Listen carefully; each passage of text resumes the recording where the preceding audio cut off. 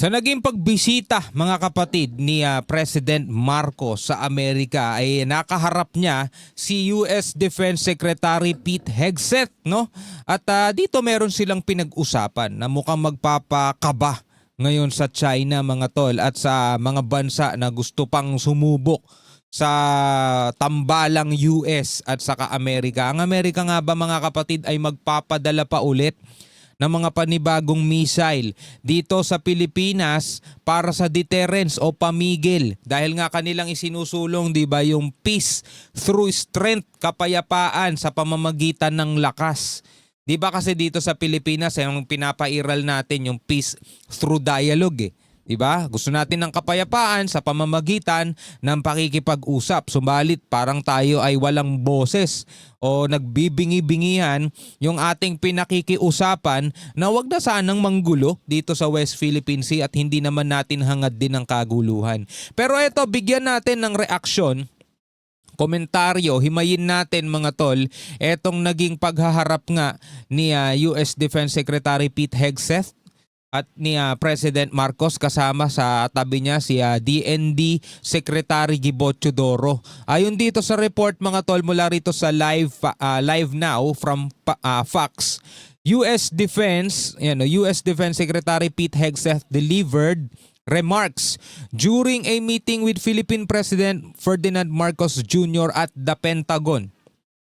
President Marcos Jr. will meet with President Trump tomorrow at the White House where they are expected to discuss trade and security. Alright, so panoorin natin to mga tol, no? Your personal leadership is vital to advancing a secure, prosperous, and sovereign Asia Pacific. I want to thank you, Mr. President. Thank you both for your shared vision that includes leading with courage and determination.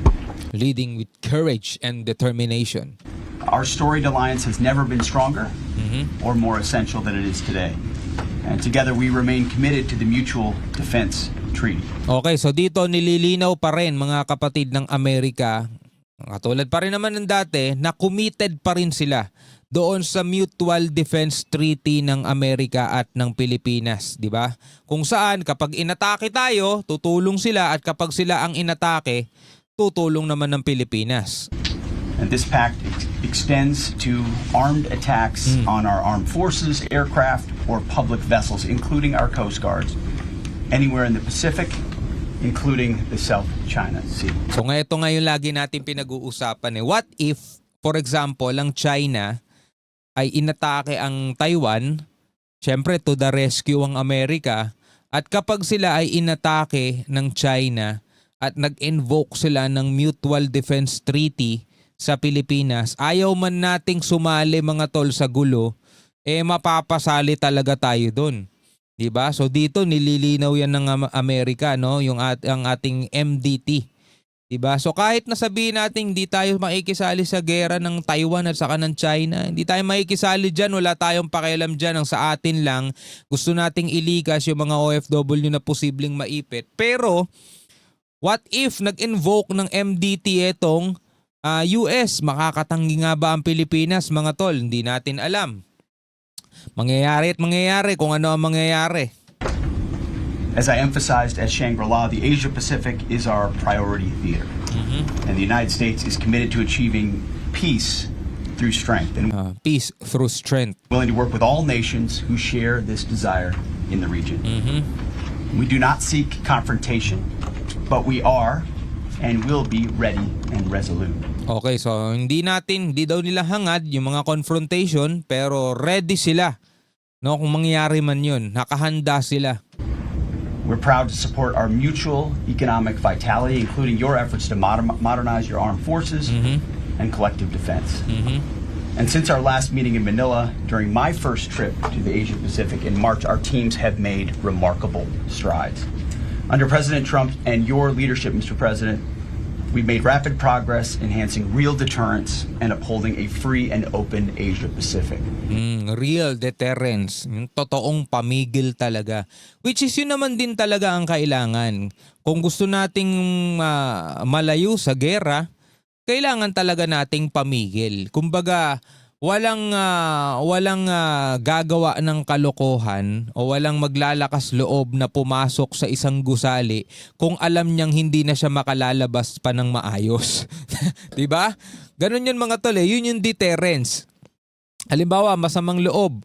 Kung wala kang ilalagay na mga bantay, security doon sa gusali mo, papasukin niya talaga yan. Pero kung maglalagay ka ng mga security mo dyan, ng puwersa, hindi magdadalawang isip siyang pasukin yan. Diba? So ganun din dito sa karagatan. Kung alam ng China na mapeperwisyo lang sila at kung alam ng China o kung mararamdaman ng China mga tol na wala silang panalo, hindi sila magsisimula ng gulo. Hindi sila magsisimula ng gera. So yun yung peace through strength. Kailangan ipakita ng Pilipinas na talagang malakas tayo. Kaya nating makipaglaban at mapeperwisyo sila o kaya mapipinsala sila kung sakaling magsasimula sila ng gulo. Yun yung peace through strength. So dahil doon, magkakaroon ng kapayapaan kasi hindi sila maglalakas loob manggulo. Pero kung puro dialogue lang ipapakita natin sa kanila, wala, ibabalibag lang tayo niyan. Through deepening our interoperability and expanding joint exercises, including the largest and most sophisticated exercise Balikatan ever conducted, as well as the Philippines' historic participation in Talisman Sabre in Australia. We're also deploying new cutting-edge missiles and unmanned systems. Oh, may bagong missile silang i-deploy. And revitalizing our Sabi rito. unnamed Balikan natin as well as historic in participation Australia. in We're also Talisman. deploying new cutting-edge missiles We're also deploying new cutting-edge missiles and unmanned systems, sabing ganun. and unmanned systems.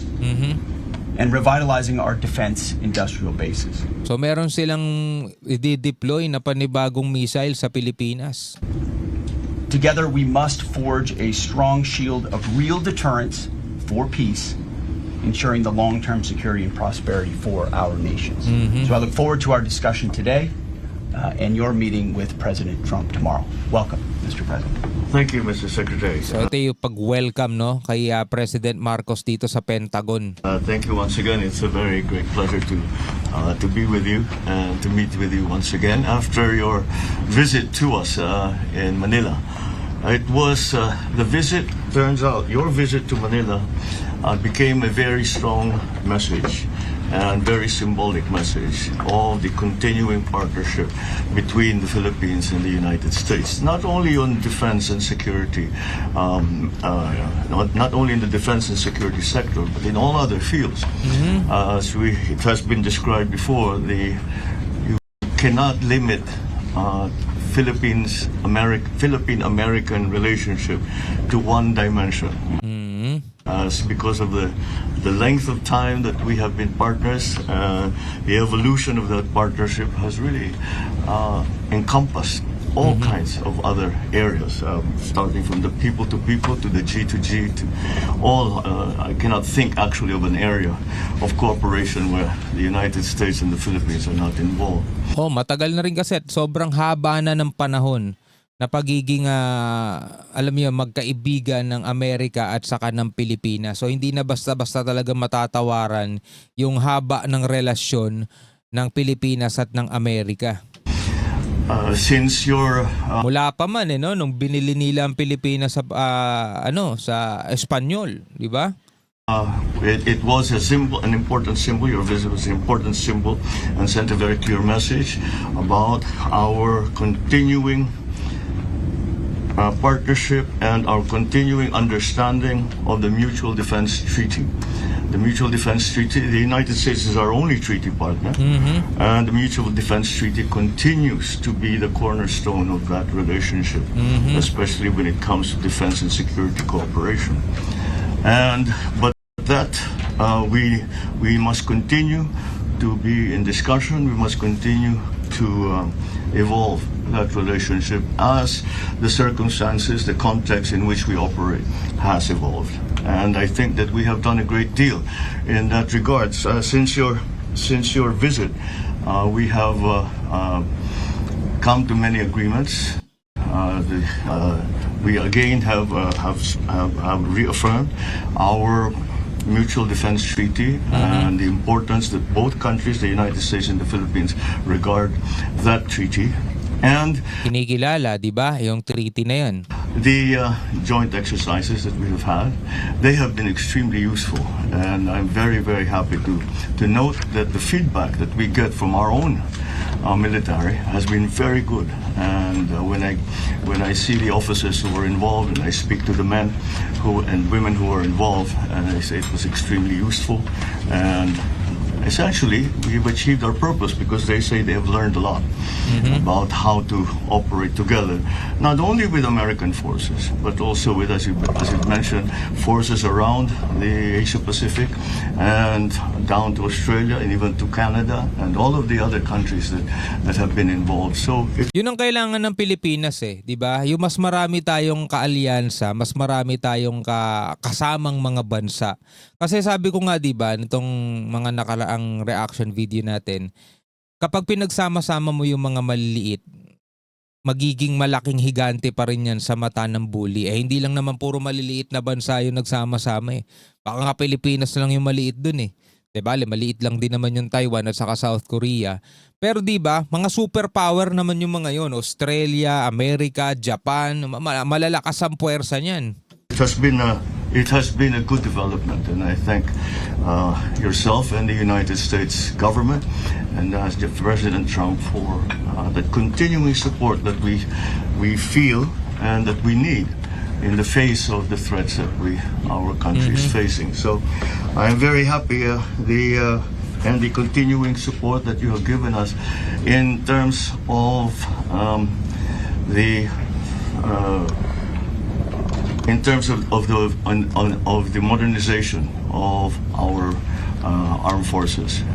Again, that forms a very, very important part of that relationship. And again, it is the proper response considering the challenges, let me put it that way, the challenges that we face in the Philippines specifically vis-a-vis the changing geopolitical forces and the political developments around our part of the world. But again, I believe that our alliance, the United States and the Philippines, have formed a great part in terms of preserving the peace, in terms of preserving the stability of the South China Sea, but I would even go as far as to say in the entire Indo-Pacific region. And we are always very, very happy to continue to strengthen that relationship, and we look forward to the coming discussions between our two governments. Hindi kasi scripted yung sinasabi ni PBBM Galing lang lahat sa isip niya. Kaya ang haba ng mga sinasabi niya. Unlike doon kay Pete Hegseth, di ba, meron siyang binabasa, mga tol. Pero malamang sa malamang nakamonitor dito ang China, mga tol. Bantay sarado nila ang kilos ng presidente natin, lalong-lalo na nagpunta rito sa Amerika. Well, ang kanya namang pangunahing layunin diyan is para makipag-usap nga kay Trump o kay US President Trump at pag-usapan yung about doon sa trade. Siyempre, kasama na rin doon yung security, di ba? So, sabi nga rito ni Pete Hegseth, magpapadala ulit sila, magde-deploy sila ng mga bagong missile, mga tol, at unmanned system, sabing ganun. Ano ang masasabi ninyo tungkol dyan? Comment na lamang kayo sa ibaba. Hanggang sa muli, ako nga pala si Shobaldi. Peace out.